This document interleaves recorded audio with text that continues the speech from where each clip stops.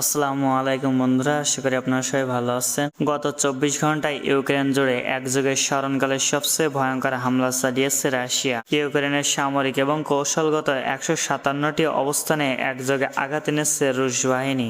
Strategic যুদ্ধবিমান এবং ঝাঁকে ঝাঁকে কামিকাজি ড্রোন দিয়ে এত ভয়ঙ্কর হামলা চালানো হয়েছে যে ইউক্রেনের প্রশাসন রীতিমতো থমকে গেছে। কিয়েভের মতো সুরক্ষিত এলাকায়ও পশ্চিমাদের দেওয়া বিমান প্রতিরক্ষা ব্যবস্থা ব্যর্থ হয়েছে।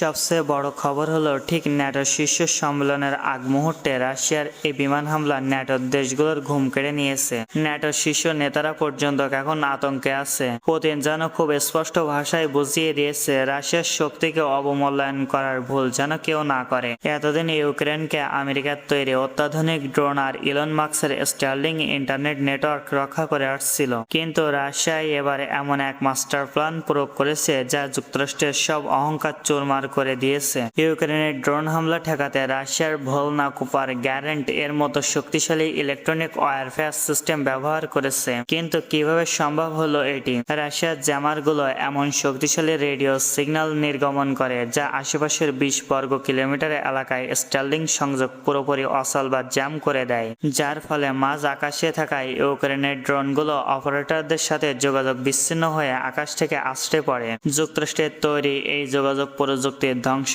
ফলে কোটি কোটি ডলারের ক্ষতি তো হয়েছেই, সেই সাথে পশ্চিমাদের টেকনোলজিক্যাল শ্রেষ্ঠত্বের অহংকারও ধূলিসাৎ হয়ে গেছে। রাশিয়া শুধু আকাশেই নয়, সমুদ্রেও তাদের শক্তির চূড়ান্ত প্রমাণ দেখিয়েছে। পশ্চিমাদের সরবরাহকৃত অত্যাধুনিক রণতরী, যা ইউক্রেনের নৌশক্তির মূল ভারসাম্য ছিল, তা আজ সাগরের তলদেশে। 24 ঘন্টায় 1450 জন সেনা তো কোনো সাধারণ ঘটনা নয়। এতে একদিকে যেমন ইউক্রেনের সামরিক কাঠামো ভেঙে পড়েছে, অন্যদিকে পশ্চিমাদের অস্ত্র ভাণ্ডারেও বিশাল ঘাটতি দেখা দিয়েছে। আমেরিকা আর ন্যাটোর দেশগুলো শুধু অস্ত্র আর কথার ফুলছড়ি দিয়ে ইউক্রেনকে টিকিয়ে রাখতে পারছে কি না বাস্তব চিত্র সম্পূর্ণ ভিন্ন? এই বিষয়গুলো নিয়ে আপনাদের কি মতামত জানিয়ে দেবেন আপনাদের গুরুত্বপূর্ণ মতামত। আজকের মতন বিদায়, দেখা হবে নতুন কোনো ভিডিওতে আবার। আল্লাহ হাফেজ।